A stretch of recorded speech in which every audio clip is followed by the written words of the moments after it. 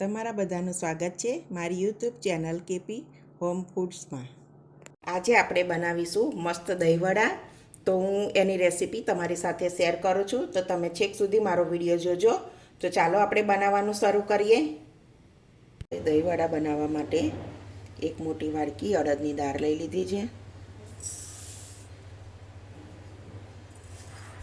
આપણે એને ધોઈ લઈશું।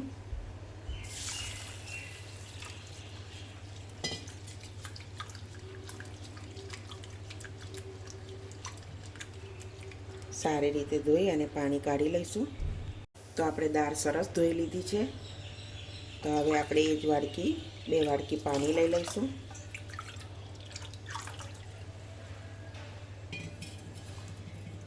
સરસ એને 4 થી 5 કલાક સુધી પલળવા દઈશું। ઢાંકી અને મૂકી દઈએ। તો આપણી અડદની દાળ સરસ પલળી ગઈ છે। સરસ તૂટી જાય છે। હવે આપણે એને મિક્સર જારમાં લઈ લઈશું।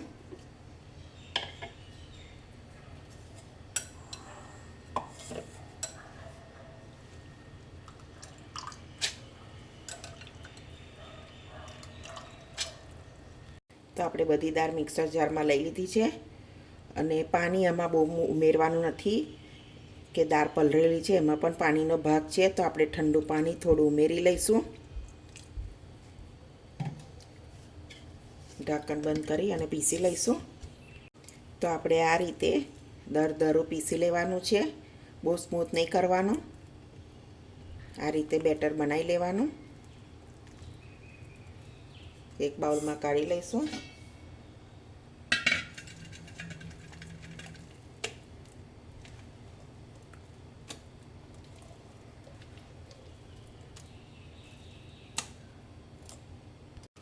તો આપણે બધું કાઢી લીધું છે। હવે એને એક જ દિશામાં ફેટવાનું છે। 5-7 મિનિટ એને સરસ રીતે ફેટી લેવાનું। જેટલા હવાના કણ ભરાશે એટલું ખીરું બહુ મસ્ત થશે અને વડા પણ આપણે એકદમ સોફ્ટ ઉતરશે।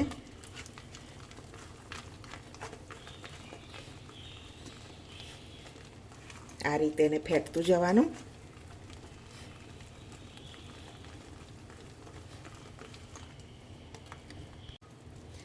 તો લગભગ 5-7 મિનિટ જેવું થઈ ગયું છે। બેટર આપણું સરસ ફેટાઈ ગયું છે। આ રીતનું બેટર ફ્લફી થઈ જવું જોઈએ। તમારે ચેક કરવું હોય તો એક વાડકીમાં પાણી લઈ લેવાનું અને થોડું બેટરને ઉમેરવાનું। એકદમ તરશે એટલે આપણું બેટર તૈયાર છે।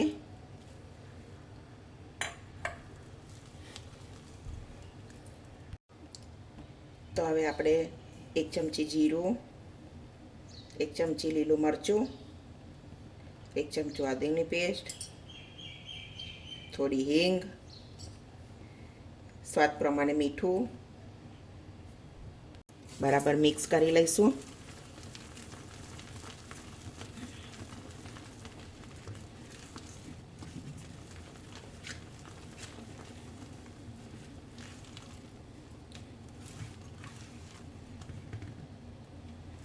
આ રીતે પાણીથી આપણું હાથથી પાણીવાળા હાથ કરી અને બેટર આ રીતે પડવું જોઈએ સરસ। તો આપણું બેટર કમ્પ્લીટ છે। તમને જો બહુ ઢીલું લાગે તો પૌવા પીસીને લઈ લેવાના, થોડા ઉમેરી દેવાના। તો આપણું આ રીતે વડા બનાવવા માટેનું બેટર રેડી છે। તો હવે વડા બનાવી લઈશું આપણે।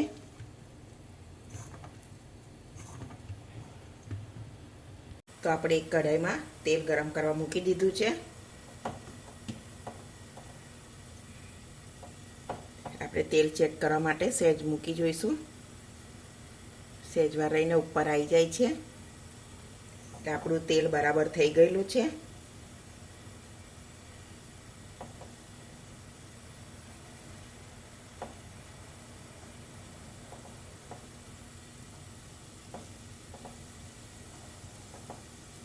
આ રીતે બધા વડા જેટલા કઢાઈમાં આવે એ રીતે મૂકી લઈશ।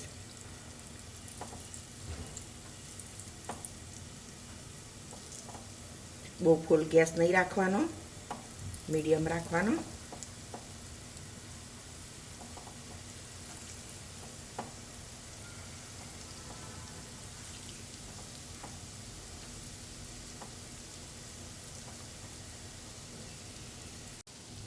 તમે જોઈ શકો છો બધા ફૂલીને ઉપર આવી ગયા છે. હવે એને ફેરવી લઈશું.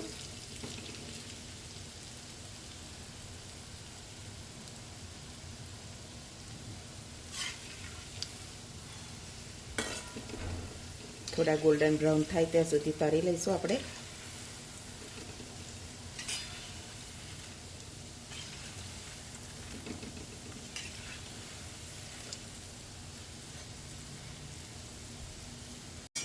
તો આપણા વડા સરસ તળાઈ ગયા છે. હવે આપણે એને કાઢી લઈશું.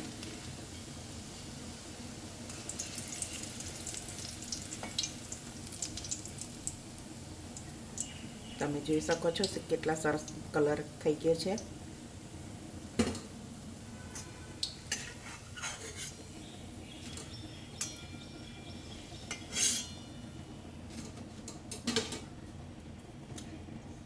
આપણે બીજા પણ એ રીતે કરી લઈશું.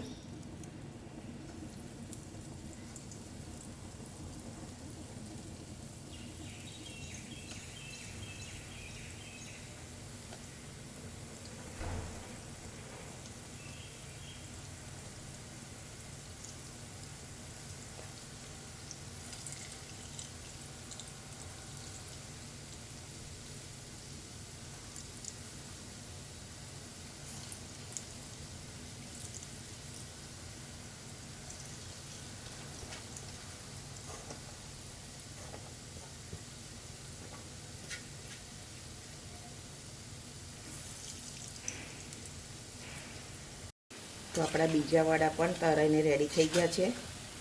એને પણ આપણે કાઢી લઈશું. ગેસ બંધ કરી દઈએ.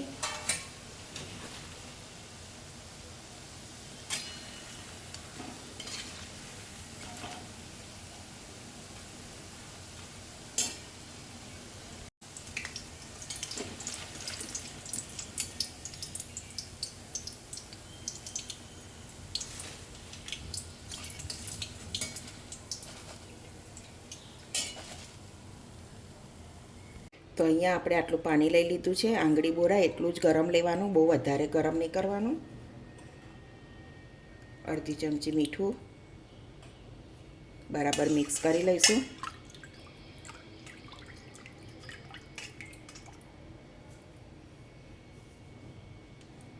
આપણે બધા વડા અંદર ઉમેરી દઈશું.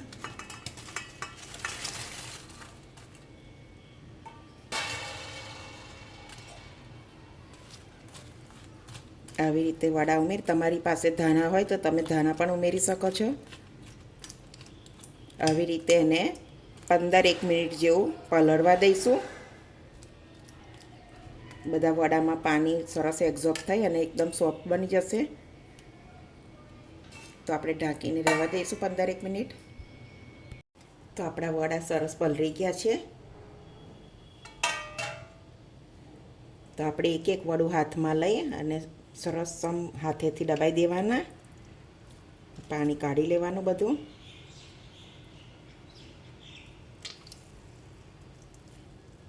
બધા વડા આપણે એ રીતે કાઢી લઈશું.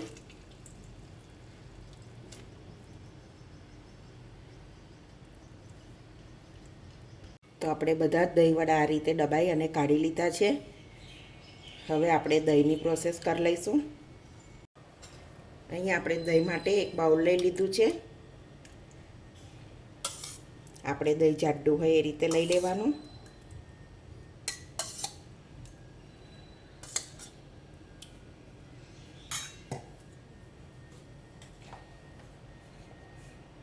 એની અંદર 4-5 મોટી ટેબલ સ્પૂન જેટલી ખાંડ લઈ લેવાની. બરાબર મિક્સ કરી લેવાનું.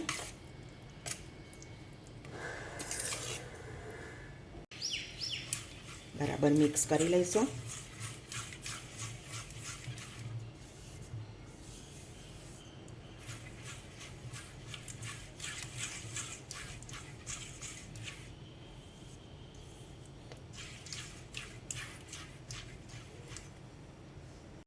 તો આપણે અંદર આપણે જેટલા દહીંવડા લેવાના હોય એટલા જ અંદર ડુબાડવાના.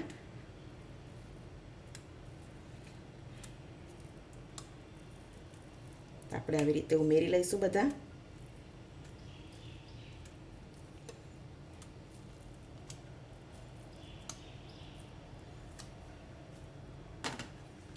રીતે બધા વડાને કોટ કરી લેવાના.